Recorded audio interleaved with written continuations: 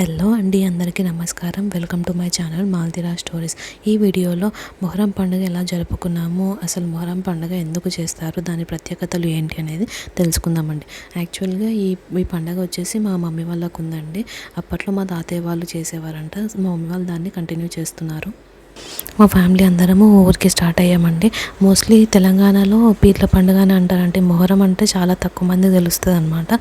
ఇక్కడ ఇంకా Wiaan walking ఊరికి వచ్చేసాము. ఇంకా వాకింగ్ చేస్తున్నాడు. ఇంత లేట్ కానీ వీడు ఇంత పెద్ద సైకిల్ దొక్కుతాడంట. నెక్స్ట్ డే ఇంకా మటికలు తీయడానికి ప్రిపరేషన్ స్టార్ట్ అయిపోయాయండి. ఇక్కడ వచ్చేసి మలీదా ముద్దలు చేస్తున్నారండి. మెయిన్ ప్రసాదం వచ్చేసి మలీదా ముద్దలు, ఇంకా బెల్లం పానకం అండ్ బగారా రైస్ అనమాట. బగారా రైస్ కూడా బాగా నెయ్యి వేసి చేస్తారంటే ఈ మలీదా ముద్దల్లో అయినా బాగా నెయ్యి వేసేస్తారు. ఆ నెయ్యి స్మెల్కి చాలా టెంప్టింగ్గా తినాలనిపించిందండి. అదే మా మమ్మీతో అంటే మా మమ్మీ ఇప్పుడు తినొద్దు, అవి పక్క పెట్టిన తర్వాత తినాలి అనేసి అంటుందన్నమాట. అసలు మొహరం అనేది వేడుక కాదండి, అసలు ఇది త్యాగానికి ప్రతీక అనమాట. తెలంగాణలో ఈ పండుగను చాలా వరకు అయితే పీర్ల పండుగనే పిలుస్తారనమాట. దట్టమైన ఊదు పొగలతో డప్పు మూతలతో చేస్తారనమాట. ఇక్కడ వచ్చేసి నేను ఇది సభ్యాకు తెంపుతున్నానండి. ఇది వచ్చేసి ఏంటంటే మాలలు కట్టేసి అక్కడికి వెళ్ళిన తర్వాత సవార్లకు వేస్తామన్నమాట. మొహరం ప్రత్యేకతలు తెలుసుకుందామండి. యాక్చువల్గా ఏంటంటే శత్రువులతో పోరాడి ప్రాణాలు అర్పించిన వాళ్ళు ఉంటారు కదా, ముస్లిం వీరులు, వాళ్ళ త్యాగానికి ప్రతీకగా ఈ మొహరం పండుగ జరుపుకుంటారనమాట. చాలామందికి మొహరం ఎందుకు జరుపుతారో తెలియదు, అందుకే మొహరం శుభాకాంక్షలు అని అంటారనమాట. ఇక్కడ వచ్చేసి గంధం బొట్లు వేస్తున్నాము. యాక్చువల్గా ఇది ఏంటంటే మట్టి కుండల్లో చేస్తామండి ప్రతిసారి. ఆ మట్టి కుండలు ఏంటంటే అప్పటి వరకు యూజ్ అయ్యి తర్వాత పడేస్తున్నాం అనమాట. అలా పడేయొద్దని చెప్పేసి మా మమ్మీ ఇలా బిందెలు పెట్టిందనమాట. దాంట్లో ఏంటంటే బెల్లము ఇంకా వాటర్ వేసేసి పానకం చేస్తారనమాట. ఇవి వచ్చేసి కుడుకలు అనమాట. కుడుకలకు అవి కట్టేసి ఇవి సవారికి కట్టేస్తారనమాట. అందుకే అలా రెడీ చేసేస్తుంది అనమాట మా అక్క. ఒక్కొక్కటి ఒక్కొక్క దానికి కడతారనమాట.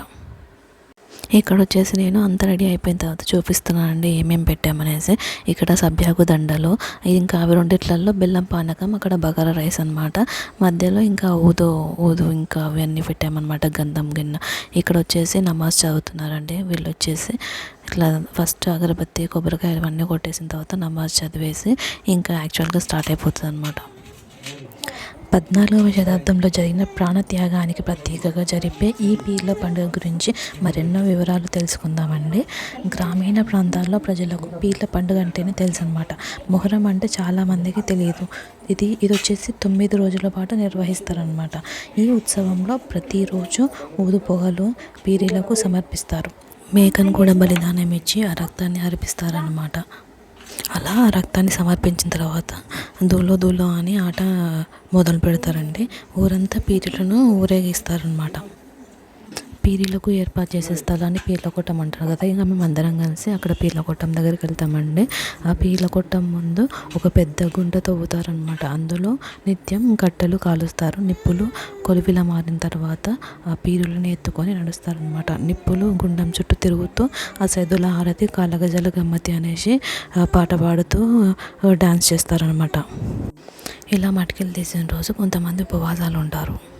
ఇలా మొక్కలు ఉన్న వాళ్ళు పీరీలకు దట్టెలు కడతారు. మా అక్క అయితే గొడుగు చేయించుకొని వచ్చిందండి, ఆ గొడుగు పెట్టామన్నమాట.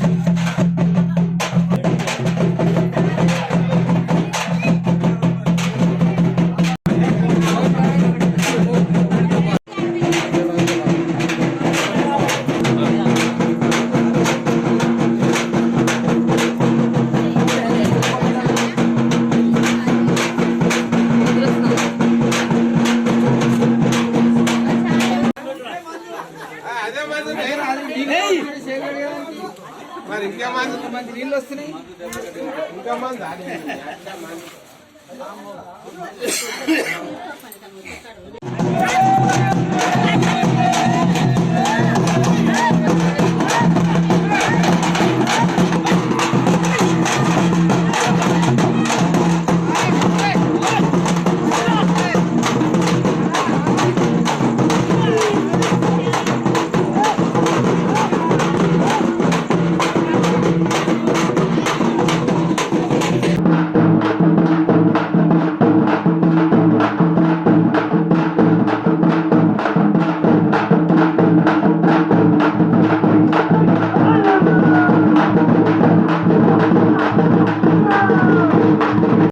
ఇలా ఈ పండుగని సెలబ్రేట్ చేసుకున్నాము.